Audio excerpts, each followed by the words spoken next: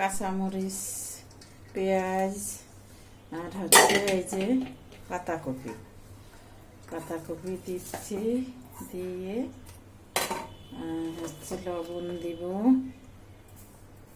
এই যে লবণ যাবে, সাথে হচ্ছে যাবে এটা কি মসুরের ডাল বাটা, মসুরের ডাল বাটা, আর হচ্ছে ও চাউলও আছে, আলো চাউলও মিক্সড করা আর ভিতরে। ও এর সাথে একটু চালের গুঁড়াও দিয়েছে, এখন দিচ্ছে একটু মরিচের গুঁড়া দিচ্ছে।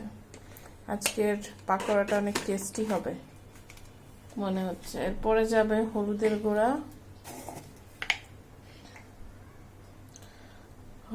গুঁড়া, দিচ্ছে। এই পাকোড়াটা অনেক মজা হয়, আপনারা সবাই ট্রাই করতে পারেন বাসাতে। আর কি দিবেন? একটু চিনি দিব, একটু সে ধনে পাতা তো আনিনি, ধনে পাতা ফ্রিজে আছে। এত চিনি দিলে আসলে টেস্টটা ব্যালেন্স হয়, এই জন্য আপনারা চেষ্টা করবেন সবকিছুতে একটু চিনি দেওয়া। অবশ্য যে সবজিগুলা আপনার মিষ্টি মিষ্টি থাকে, যেমন কুমড়া, ওই সবজিগুলোতে আবার অত চিনি দেওয়া লাগে না, কিন্তু অন্য সব সবজিতে একটু হলেও দেওয়া উচিত। না, মিষ্টিতে ও মিষ্টি কুমড়ায়ও দেওয়া লাগে, দিতে হয়। মিষ্টি কুমড়ায় দিলে যে টেস্ট হয় অনেক। এখন আবার অনেক পেঁয়াজ আছে মিষ্টি মিষ্টি থাকে, সেগুলোতে না দিলেও বেটার। হ্যাঁ, সেগুলোতে মিষ্টির টেস্টটা অলরেডি চলে আসে।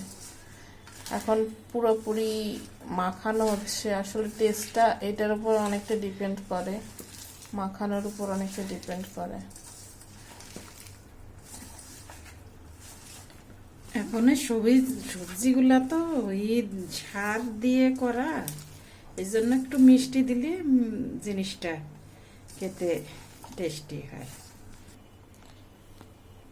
এখন চালের গুঁড়া আর হচ্ছে মসুরের ডাল বাটা যেটা ছিল, এটা অর্গানিক বেসন বলতে পারেন। যাদের ঘরে বেসন থাকে না তারা এটা ট্রাই করতে পারেন।